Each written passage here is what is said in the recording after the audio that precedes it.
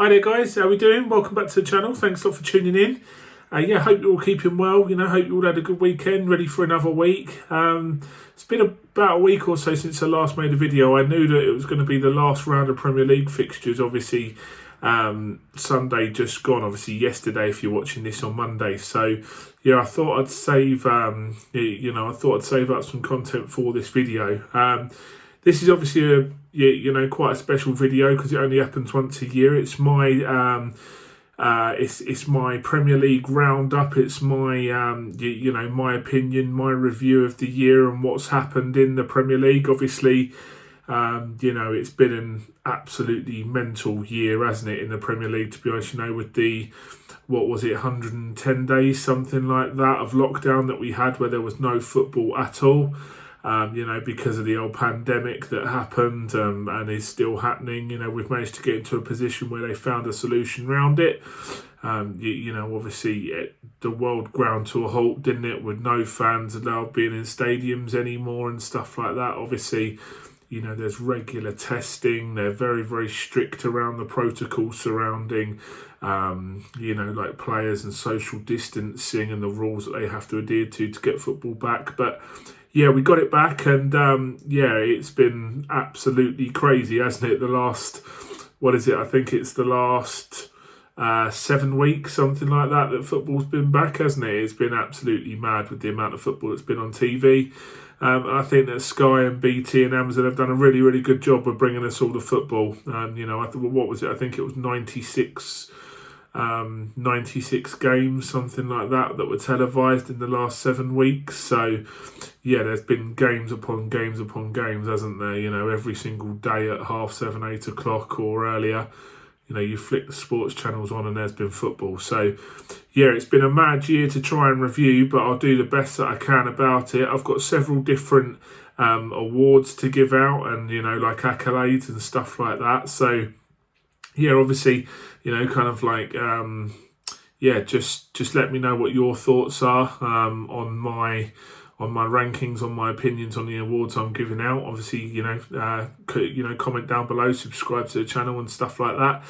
Let's get started. So my team of the season is the first one to go. I'm going to give it to Liverpool. I know it's quite, quite predictable that you give it to Liverpool, but at the end of the day, they've got 99 points this season from 38 games. It's an absolutely astonishing season that they've had. Obviously only Man City did better with a 100-point mark that they broke 2 years ago. But they have just been on another level to any team in Europe over the last 2 years. And if they weren't going to win the Premier League this season, then they never were going to be honest. It all seems to have culminated, in this season where they've just, they've just put their foot down from day one.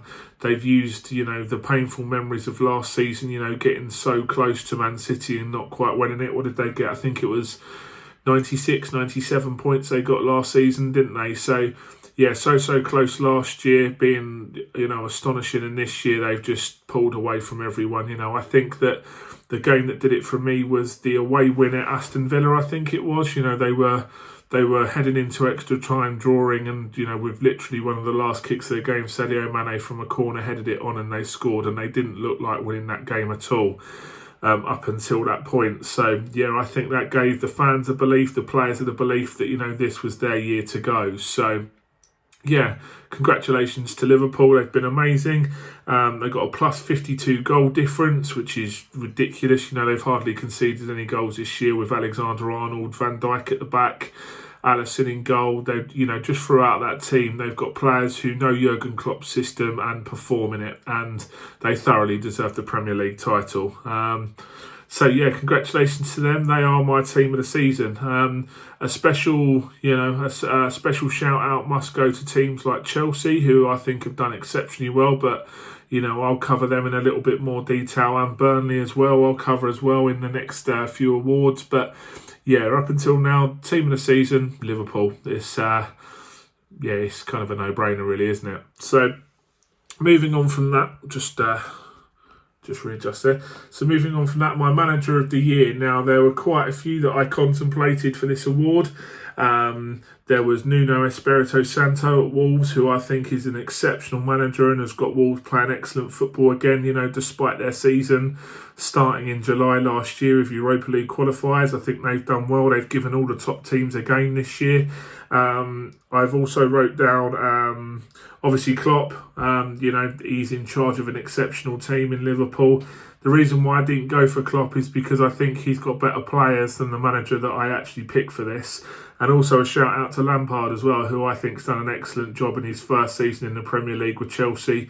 There was a lot of expectation to get into them top 4 places with a transfer ban and a very, very young squad as well. And I think he's done a fantastic job, Frank Lampard. But my manager of the year this year goes to Chris Wilder at Sheffield United. I think he has done an absolutely incredible job at that club this season. It was his first season in the Premier League. I think it was Sheffield United's first season for, it was a very, very long time since the Carlos Tevez affair, wasn't it? So what's that, about 15, 16 years ago, something like that, I think it was. In fact, it might be a bit sooner than that. But yeah, he's done an absolutely incredible job. He's guided them to 9th place in the Premier League with one of the lowest budgets in the division. He played a brand of football which is synonymous to himself.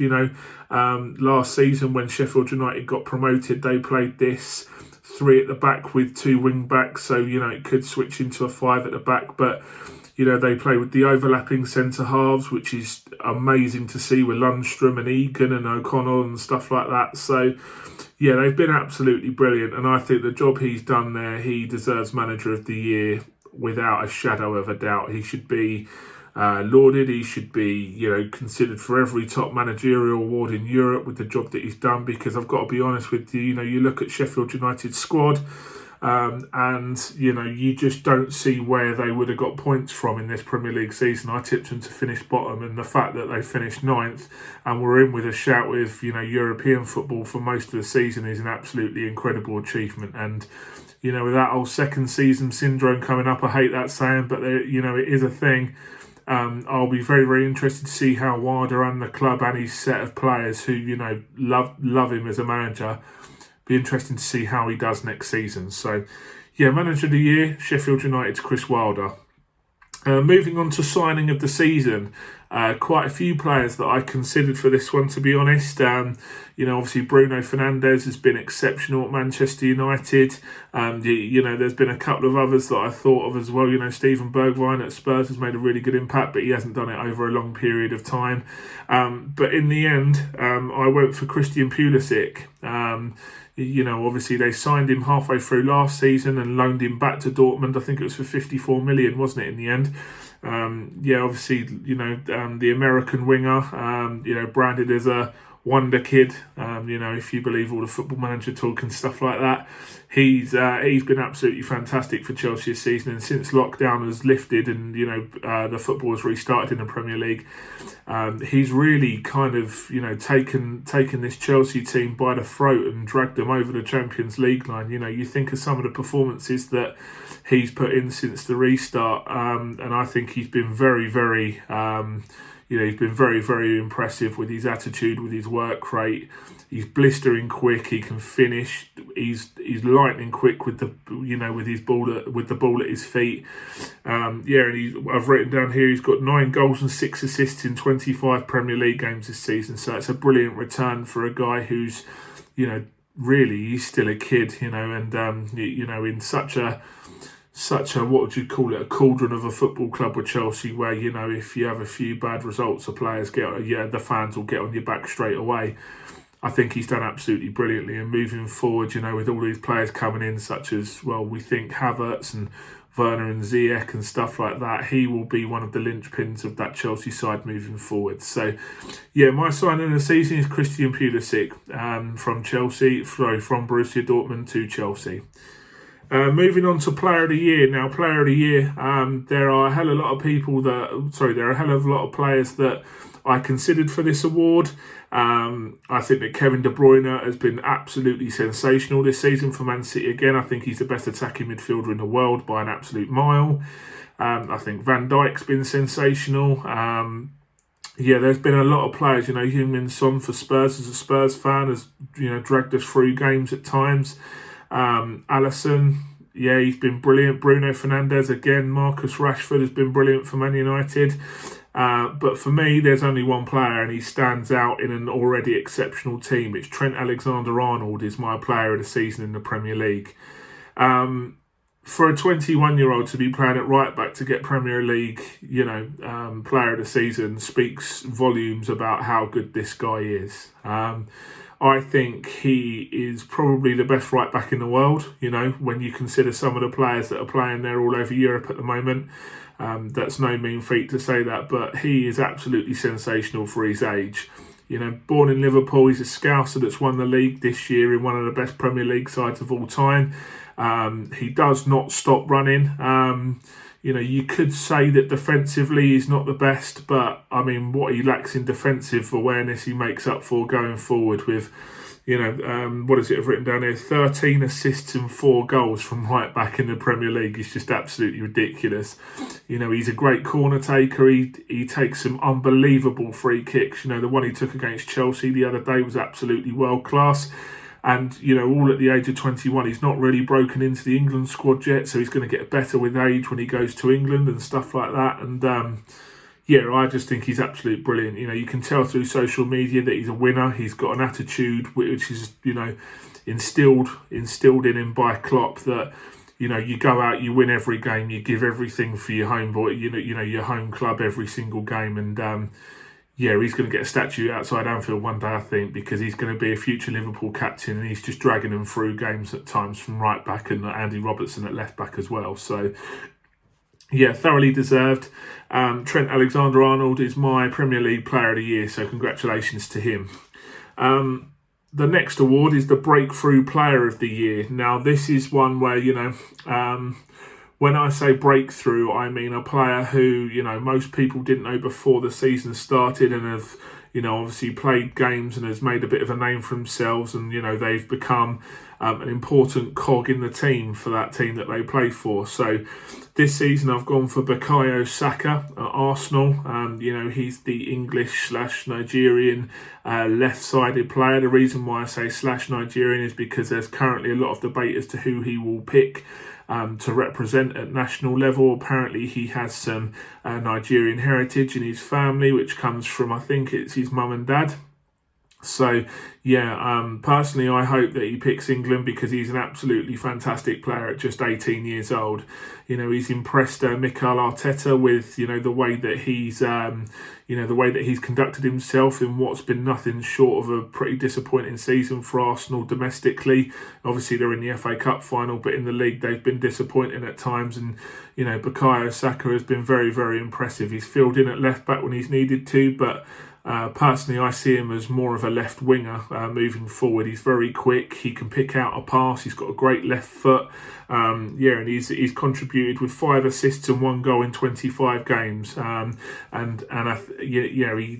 obviously done enough to convince Arteta that he is the future. And he signed a 5-year contract extension at Arsenal. Obviously tying him down because I think he was linked with Liverpool and stuff like that. So, congratulations to Bukayo Saka. He's my breakthrough player of the year. And I think he's going to be a very, very impressive player in the next few years moving forward. Like I say, he could even get a shout for the World Cup squad in 2022 in Qatar if he carries on like this for England. So, let's see how he gets on. Moving forward, there's 2 more awards to go. The Overachievers of the season. So this is the team who weren't really expected to do much, or expected to struggle or get relegated, but have done well. I've given this to Burnley. No matter what you think about Burnley, I know that their style of football is aggressive and can be seen as, in a time gone by where it's not really welcome in the Premier League before. But to be honest, do the fans care? Do the players care? Does Sean Dyche care about that? No, they don't. The only thing that they have to worry about is staying in the Premier League every year, and perhaps making a kick on for that top 8, top 6. And he is in Sean Dyche has worked absolute wonders. To be honest, I think he's a fantastic manager. He's never going to get one of the top jobs because of the football that he plays and because of the way that he sets his teams up with the rigid 4-4-2 with the hard-working midfield and target men. But to be honest, like I say, he's cutting out a niche for himself where, teams will always look for a manager like that. I think Burnley have done fantastic this season. I've just put here they've got one of the lowest budgets in the Premier League. They've got a small squad. I think the standing left back Eric Peters was playing left wing for most of the for most of the restart since Burnley have been back, which shows kind of what a good job Dyche has done there. They finished in the top 10, which is just a brilliant achievement. So overachievers of the season was Burnley. Finally, moving on to the final award is the Underachievers of the season. This is one who, a team who were expected to do better than what they actually did. They disappointed their fans. And I've picked Everton for this one. Everton are a very strange club. I know that that they're situated in the same city as Liverpool. So, you've always got that kind of shadow lurking over you, with the current, successes of Klopp and Liverpool. But, for the money that Everton have been spending in the last 5 or 6 years, I think they've massively underachieved. You just need to have a look at some of the signings there. 50 million on Sigurdsson. Iwobi, I think they signed for 45 million. Michael Keane, they signed for big money. Pickford. You can go on and on and on. And this season was just so disappointing for them.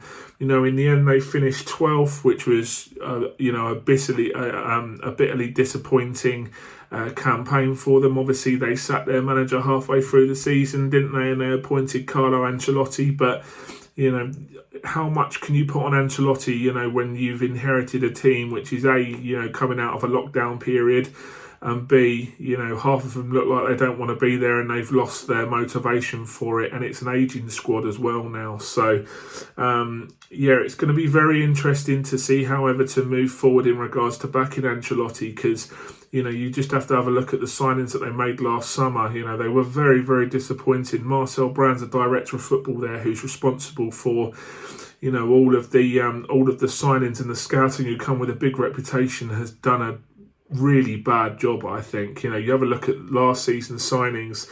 Iwobi, Moise Kean, Andre Gomez, Gubaman, I think his name is, from Mainz, the defensive midfielder, and Fabian Delph. How many of them can you honestly say have done well this year? Andre Gomez is a good player, but his leg snapped in halfway through the season, so he's only just got back. Iwobi hasn't lived up to the price tag, I don't think. Moise Kean come with a massive, he come with a massive reputation from Juventus, one of the brightest Italian players.